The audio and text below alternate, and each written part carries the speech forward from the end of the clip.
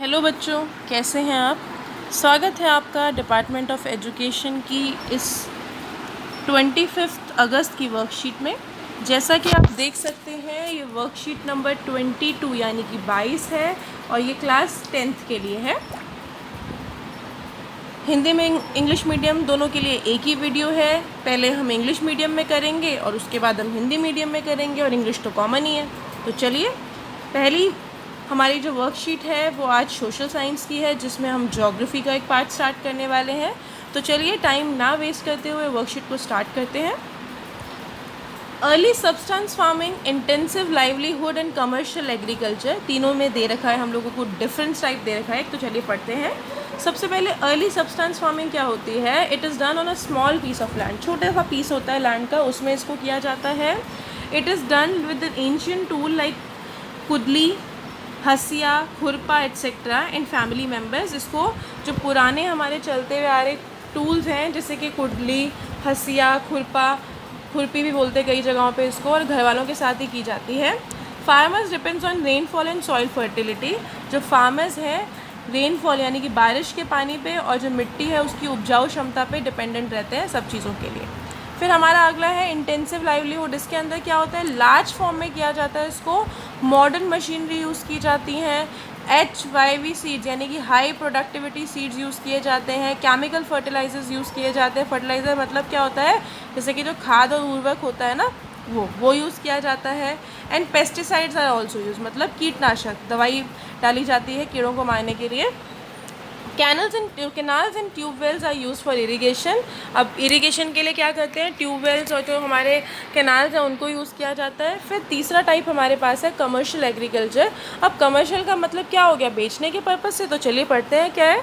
Modern seeds practices and commercial fertilizer इसके अंदर use किया जाता है। Planting agriculture is a type of commercial agriculture. In this single crop is shown on a large trace of agriculture with the help of large capital and worker. इसमें क्या किया जाता है, लार्ज स्केल पे की जाती है, मतलब सेम तरह की चीज़ उगाई जाती है बड़े से खेत के अंदर, और जिसमें बहुत सारे वर्कर्स की ज़रूरत होती है और पैसे की भी ज़रूरत होती है। जैसे कि टी यानी कि चाय, कॉफ़ी, रबड़, शुगर केन यानी कि गन्ना, बनाना यानी कि केला, ये सारे के सारे प्लांटेशन होते हैं। और it is interface between agriculture and industry. Agriculture और इंडस्ट्री के बीच में एक इंटरफेस का काम करती है, ये दोनों को जोड़ने का काम करती है, एक तरीके से दोनों के बीच में काम करती है। अब हम 3 टाइप्स ऑफ क्रॉप पढ़ने वाले हैं। पहला है राबी, फिर खरीफ एंड फिर जायद। अब ये राबी एंड खरीफ क्रॉप तो आपने 8th क्लास में भी पढ़ा होगा, आपकी बुक में फर्स्ट जो चैप्टर था उसी में भी था। और एक जायद थोड़ा सा नहीं आ गए जो बीच में लगाते, तो चलिए पढ़ते हैं दोबारा से। This crop is shown in winter season between October to December and harvested between April and June. तो जो ये फसल है बेटा, इसको बोया जाता है सर्दियों के मौसम में, यानी कि अक्टूबर से दिसंबर के टाइम पे इसको बोया जाता है, और इसको अप्रैल के टाइम पे काट लिया जाता है। अप्रैल से जून के बीच में इसको हम कट कर लेते हैं। इसके एग्जाम्पल दे रखे हैं, वीट, बैरली, ग्राम, पी, मस्टर्ड, ये सारे के सारे इसके एग्जाम्पल हैं। नॉर्दर्न वेस्टर्न स्टेट्स जैसे कि पंजाब, हरियाणा, उत्तर प्रदेश, हिमाचल प्रदेश, ये कुछ ऐसी स्टेट्स है बेटा, जम्मू कश्मीर भी, जहाँ पे इसको बोया जाता है। उसके बाद खरीफ के अंदर बोल रखा है बेटा, ये अलग रीजन में उगाई जाती है, और अलग की मानसून का अराइवल अलग अलग जगह पे होता है हर जगह। एंड हार्वेस्ट किया जाता है इसको सितंबर अक्टूबर के टाइम पे। राइस, मैज, ज्वार, बाजरा, तुर यानी कि अरहर, मूंग, उड़द, कॉटन, जूट, ग्राउंडनट, सोयाबीन, ये सारे के सारे क्रॉप्स हैं जो इसमें उगाई जाती हैं। और जो राइस कल्टीवेशन है बेटा, जो कि मेनली असम, वेस्ट बंगाल, उड़ीसा, आंध्र प्रदेश, तेलंगाना, तमिलनाडु और केरला वगैरह में होता है। फिर जो लास्ट हमारी जायद क्रॉप है बेटा, जिसको जायद भी बोलते हैं, ये समर सीज़न में राबी और खरीफ के बिल्कुल बीच में बोई जाती है। और इसके एग्जांपल मेलन, वाटरमेलन, क्यूकम्बर, ये सारे के सारे जायद के एग्जांपल है। जैसे आपने देखा होगा ना, जब हमारी गर्मी उसी टाइम पे तो आता है वाटरमेलन, बहुत टाइम के लिए नहीं रहता, 2-3 महीने के लिए, 2 महीने के लिए भी नहीं आता हार्डली। वाटरमेलन, मेलन, क्यूकम्बर, ये सारी की सारी जायद क्रॉप में आती हैं। अब बोला गया है कुछ क्वेश्चंस हैं हम लोगों के पास, तो चलिए क्वेश्चंस भी कर लेते हैं।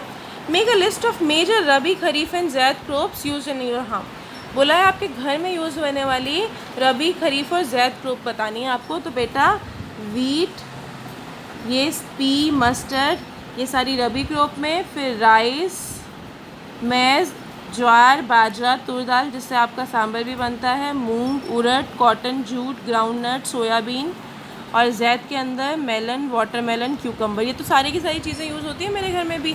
तो ये सारी की सारी जो हैं वो मेरे घर में तो ये यूज़ होती हैं। अब आपके घर में इनमें से कुछ होती हैं तो आप वही लिख लीजिए, सारी होती है तो सारी लिख लीजिए, और इसके अलावा भी कुछ होती हैं तो वो भी लिख सकते हैं आप। तो ये आपका है क्वेश्चन नंबर 1 का आंसर। क्वेश्चन नंबर 1 में आप इनको लिख सकते हैं। टाइम लग रहा है लिखने में तो पॉज कर लिए जल्दी से।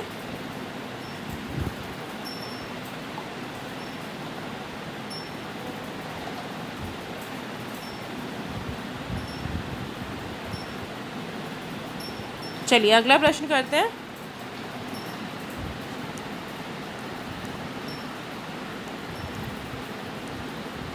Right the names of any 3 crops related to planting agriculture used in your home. आपको 3 क्रॉप बतानी है बेटा जो कि related to planting agriculture used in your home, जो आपके घरों में यूज़ होती हैं।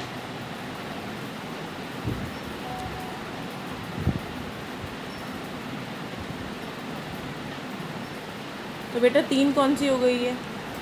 राबी, खरीफ एंड जायद। नाम ही तो बताने हैं, आप तीनों के नाम लिख लीजिए।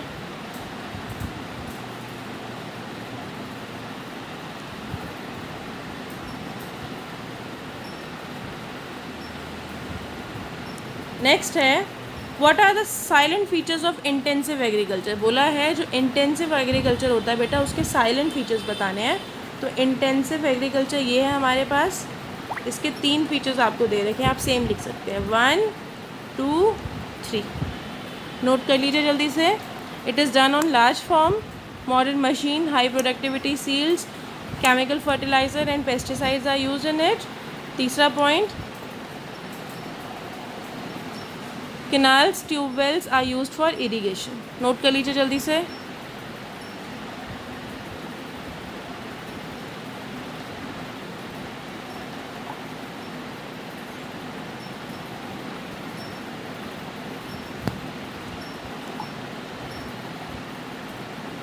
Next, farming in India is a gamble, do you agree with this? Give 2 reasons to support your answer. बोला है जो फार्मिंग है वो एक गैम्बल है, एक जुए की तरह है। तो बताइए किस तरीके से, और 2 रीजन्स भी लिखने हैं आपको। तो farming in India is gamble as it is totally based on rainfall, as irrigation facility is not good everywhere. तो बेटा बोला है कि गैम्बल है, क्यों? क्योंकि ये रेनफॉल पे बेस्ड है, सारी की सारी बारिश पे बेस्ड है। क्यों? क्योंकि इरिगेशन हर जगह अच्छा नहीं है, and there is no guarantee of selling of crop. हमें नहीं पता क्रॉप बिकेगी नहीं बिकेगी। तो 2 रीज़न लिखना है, पहला रीज़न ये रेनफॉल वाला, दूसरा रीज़न गारंटी वाला। तो आप इसको पॉज करके नोट डाउन कर सकते हैं। यहाँ पे पॉज कर लीजिए, फिर इसको नोट डाउन कर लीजिए।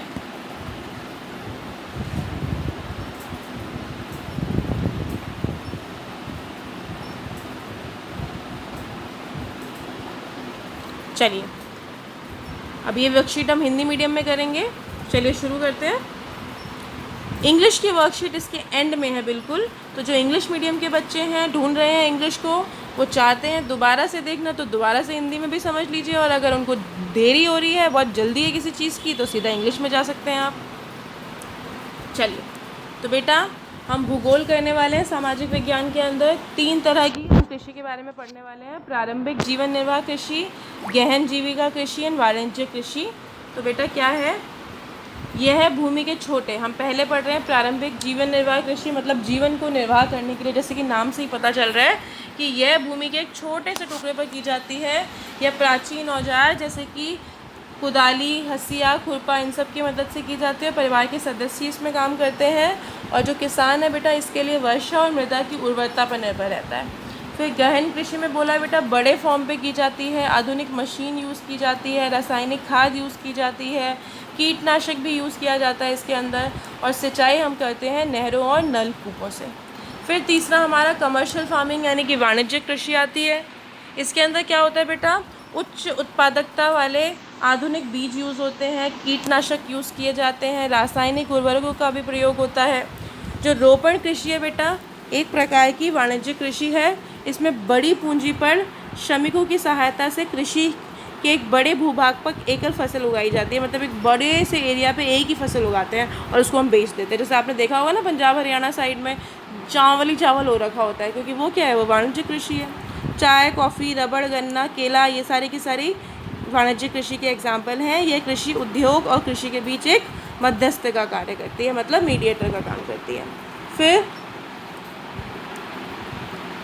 रबी फसल, यह फसल शीत ऋतु में अक्टूबर से दिसंबर के बीच में बोई जाती है और अप्रैल से जून के बीच में इसको काट लेते हैं। फिर गेहूँ, जौ, चना, मटर, सरसों, ये सब इसके एग्जाम्पल हैं और ये होती है पंजाब, हरियाणा, उत्तर प्रदेश, हिमाचल, जम्मू कश्मीर, इन सब जगहों पे होती है।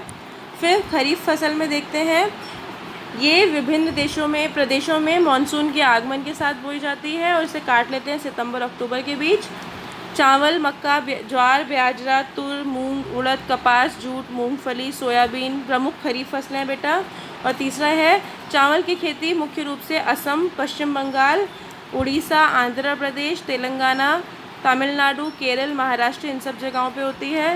लास्ट हमारी जायद की फसल है बेटा, जो इन दोनों के बीच में होती है। तो ये रबी और खरीफ के बीच में ग्रीष्म ऋतु में बोई जाती है और इसके एग्जाम्पल मेरे तो फेवरेट है, यानी कि तरबूज और खरबूज, और खीरा भी इसके एग्जाम्पल है।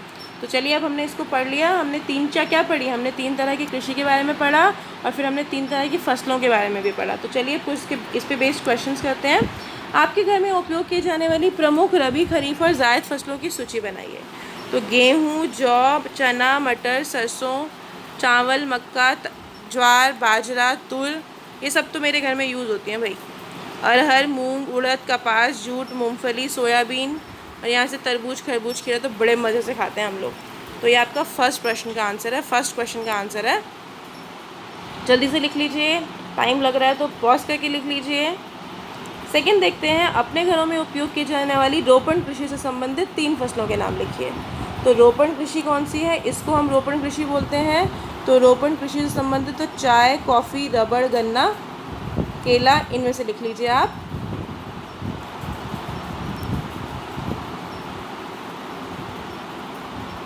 चलिए अगला देखते हैं, गहन कृषि की प्रमुख विशेषताएं बतानी है। तो ये हमारे पास गहन कृषि है, इसकी विशेषता बतानी है तो 3 पॉइंट लिखे हुए हैं। बड़े फॉर्म पे की जाती है, आधुनिक मशीनें, उच्च उत्पादक वाले बीज, रासायनिक खाद, ये सब यूज़ होता है। सिंचाई के लिए नहरों और नलकूपों का प्रयोग किया जाता है। भारत में खेती एक जुआ है, क्या इस बात से आप सहमत हैं? अपने उत्तर के पक्ष में तर्क दीजिए। तो मेरे हिसाब से तो बिल्कुल सही बोला, जुआ ही है। भारत में खेती करना जुआ है क्योंकि यह पूरी तरह बारिश पर आधारित है, क्योंकि हर जगह सिंचाई की सुविधा अच्छी नहीं है और फसल बेचने के लिए कोई गारंटी भी नहीं है। तो 2 बताने तो मैंने बता दिया कि भाई हमें पता नहीं बारिश आए ना आए, पता चले ना आए, जुआ ही तो हो गया। और फसल बेचने की भी कोई गारंटी नहीं है। तो आप इसे पॉज करके नोट डाउन कर सकते हैं। ये हमारा आज के 4 क्वेश्चन हो गए SST के भी। इंग्लिश मीडियम वालों, एक क्वेश्चन का आंसर मैं आपको दोबारा से बता रही हूँ, ये वाला। Write the names of any 3 crop selected to planting agriculture. तो बेटा इसका आंसर ये है, tea, coffee, rubber, sugarcane and banana. इसमें से आप कोई से भी 2 लिख लीजिए।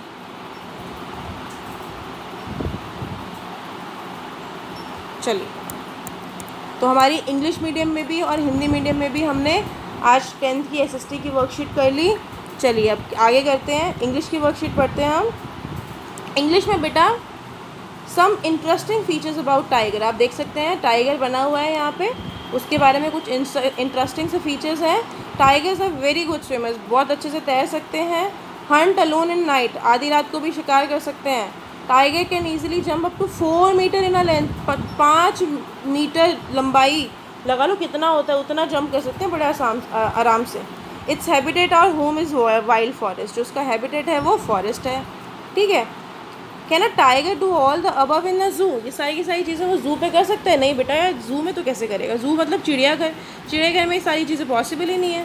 5 मीटर तक बोला हुआ है कि वो जंप करके जा सकता है, 5 मीटर का तो टोटल उसका पिंजरा नहीं होता होगा, तो पॉसिबल ही नहीं है। अब हमें एक बड़ी अच्छी सी पोएम दे रखी है टाइगर के ऊपर, जो कि लिखी हुई है लेस्ली नॉरिस ने। तो चलिए उसको पढ़ लेते हैं एक बारी। He stalks in his vivid steps, the few steps of his cage on pads of velvet quiet in his squirrel quiet reach। बोला है वो स्टॉक करता है अलग अलग, देखो आपको दिख रहा है जो काले काले रंग की स्ट्राइप्स बनी हुई हैं, जो इसकी स्ट्राइप्स है उस पर the few steps of his cage, जबकि उसका केज छोटा सा है तो उतने ही स्टेप्स चलता है। On pads of velvet quite मतलब जो उसका पाव बेटा जो पंजा है वो वेलवेट की तरह सॉफ्ट है। इन इज क्वाइट रेज मतलब अपने जो जो उसका रेज है बेटा जो वहाँ पे वो क्या कर रखा है, वो बिल्कुल क्वाइटली वहाँ पे इधर से उधर जा रहा है। He should be lurking in shadow, sliding through long grass near the water holes where pump deer pass. अब वो सोच रहा है कि भाई वैसे होता, शुड का मतलब लगा रहा है कि मतलब ऐसा होना चाहिए था उसको।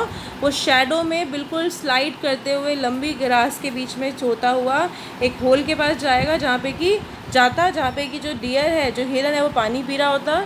He should be snarling around houses at the jungle's edge, baring his white fangs, his claws terrorizing the village. वो क्या हो सकता था उसको, क्या वो इस टाइम पे तो वो हाउसेस, जंगल के जो किनारे हाउसेस है वहाँ पे मतलब जाना चाहिए था उसको, और अपने क्लॉज दिखा के उसको जो विलेजर्स हैं उनको टेरिफाई करना चाहिए था। But he is locked in the concentrate cell, his strength behind bars, stalking the length of his cage, ignoring visitor. वो क्या कर रहा है, लेकिन वो बेचारा अपने सेल में जहाँ पे उसको क्या कर रखा है, उसको कैद कर रखा है एक तरीके से, और कैद कर रखा है तो क्या कर रखा है, विजिटर्स उसको देख रहे हैं, बेचारा विजिटर्स को देख रहा है, और देख भी नहीं रहा, इग्नोर कर रहा है एक तरीके से। He hears the last voice at night, the patrolling cars and stars with his brilliant eyes at the brilliant stars. वो कह रहा है कि वो रात के टाइम पे देखता है कि किस तरीके से जो गाड़ी है वहाँ से जाके उसकी आवाज़ सुनता है, और वो जो तारे हैं उनको अपनी आँखों से, अपनी चमकती हुई तारों से, ऐसी आँखों से उनको देखता है। और वहाँ पे मीनिंग लिखा हुआ है, द टाइगर लुक्स ब्यूटीफुल, बहुत सुंदर लग रहा है, जो उसकी स्ट्रिप्स हैं उसकी बॉडी में, जो उसके पॉज हैं सॉफ्ट वेलवेट की तरह। टाइगर बहुत ज़्यादा गुस्सा है, क्यों? क्योंकि उसको तो फॉरेस्ट में होना चाहिए था, पानी की जगह के किनारे, उसको तो प्रे मतलब शिकार के लिए वेट करना होना चाहिए था, विलेजर्स को डराना चाहिए था अपने दांत, जो शार्प दांत हैं, अपने क्लॉज हैं उनसे, पंजों से। It is sad the tiger is in the zoo in the cell, बहुत दुख की बात है कि जो टाइगर है बेटा वो सेल में है, अपने जू के अंदर, जू में अपने सेल के अंदर है। He is so unhappy that he doesn't even look at the visitors in the zoo. वो इतना ज़्यादा नाखुश है, इतना ज़्यादा परेशान है कि वो विजिटर्स जो आ रहे हैं उनको भी नहीं देख रहा। At night he hears the, अब रात के टाइम में जो कार्स, पेट्रोलिंग कार्स मतलब जो कार्स जा रही होती है वहाँ से उनका सायरन सुनता है, और वो क्या कर सकता है, सिर्फ आसमान में तारों को देख सकता है और कुछ भी नहीं कर सकता। Animals are free being and must not be kept in captivity, मतलब बोल रखा है कि जो जानवर है वो बेटा फ्री बर्ड है, उनको ऐसे पिंजरे में बंद नहीं करना चाहिए, गलत बात है बिल्कुल, है ना। चलो अब कुछ क्वेश्चंस दे रखे हैं बेटा, उन क्वेश्चंस के आंसर देखते हैं। पहला क्वेश्चन है, the tiger is in the zoo in stanza 1, 4, 5, where is in to stanza 2, 3। बोला है 1, 4, 5 में तो वो उसके अंदर है, जू में केज के अंदर है। 2 और 3 में क्या है, देखिए 2 और 3 में क्या है, he should be lurking in shadow, he should be snarling around houses, तो कहाँ है ये एग्जैक्टली? तो in stanza 2 and 3 the tiger is in the wild जू।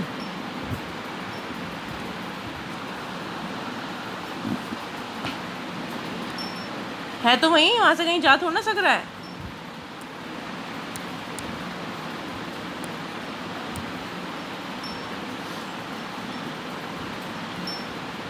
इस वाइल्ड जो नहीं, वाइल्ड फॉरेस्ट है बेटा, ये वाइल्ड फॉरेस्ट। चलो आगे, the forest is the dash of the tiger. जो फॉरेस्ट है वो टाइगर का क्या है, हैबिटेट है या रेजिडेंस है? बेटा हमें पता है हैबिटेट है, रेजिडेंस तो घर होता है, घर थोड़ा ना होता है। टाइगर तो बिल्कुल खुला घूमता है शेर की तरह, मतलब शेर ही होता है वो। The few steps in stanza 1 suggest that the cage is, अब आपको पहले में दिखा रखा है कि वो अपने छोटे से केज में इधर से उधर जा रहा है, तो बड़ा है छोटा है, छोटा है, very small. The word rage in stanza 1 shows that the tiger is angry, because why is angry. बोला है कि उसमें दिखा रखा है कि रेज लिखा हुआ है जिसका मतलब होता है एंग्री। बताओ वो एंग्री क्यों है?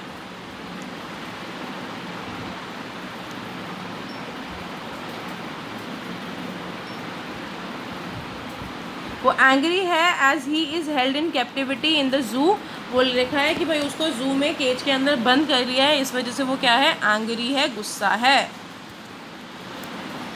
फिर लिखा है why is the tiger quiet, choose the correct option. चुप क्यों है भाई tiger? He can't show his anger as he is caught in the cage, या ही इज मूड? बेटा ये है, he can't show his anger क्योंकि वो केज के अंदर बंद है।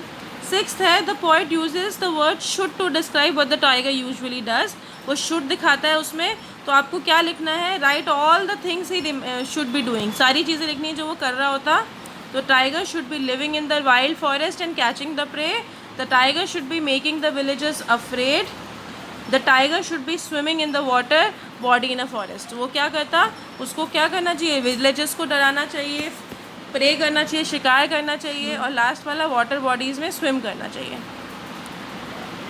फिर 7th question, the word sliding in the stanza 2 mean. Sliding का मतलब क्या होता है, एक तो कमिंग डाउन स्लाइड। अब यहाँ पे कोई हम झूला थोड़े ना झूल रहा है, शेर क्या कर रहा है, पास कर रहा है विदाउट बीइंग सीन। तो इसका आंसर क्या हो जाएगा, इसका answer passing without being seen. 8th है बेटा, the water holes in stanza 2 in a water body, can you guess what is it. Water body करके कुछ बोला था, तो जब वाटर हॉल है बेटा वो depression in the ground in which water collects and regularly drunk by the animal.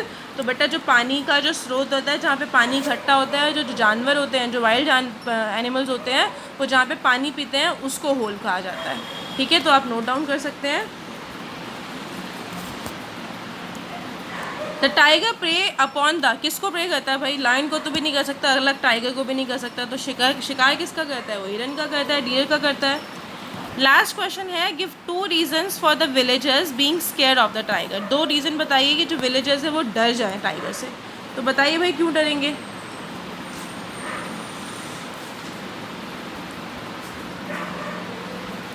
हाँ, the villagers should be scared of tiger as it can take away their pet animal such as goat etcetera. It can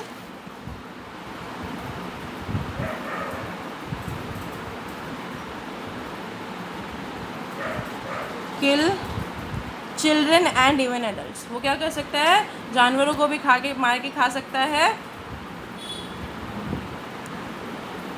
और छोटे बच्चों को भी। तो ये हमने questions करे हैं। इसी के साथ हमारी आज की वर्कशीट कंप्लीट होती है। एसएसटी किसी को अगर मिल नहीं रही तो सबसे पहले एसएसटी इंग्लिश में है, फिर एसएसटी हिंदी में, और फिर इंग्लिश है, इंग्लिश दोनों करेंगे। तो इसी के साथ हमारी आज की वर्कशीट कंप्लीट होती है। अब हम कल मिलेंगे कल की वर्कशीट के साथ। तब तक के लिए स्टे हेल्दी।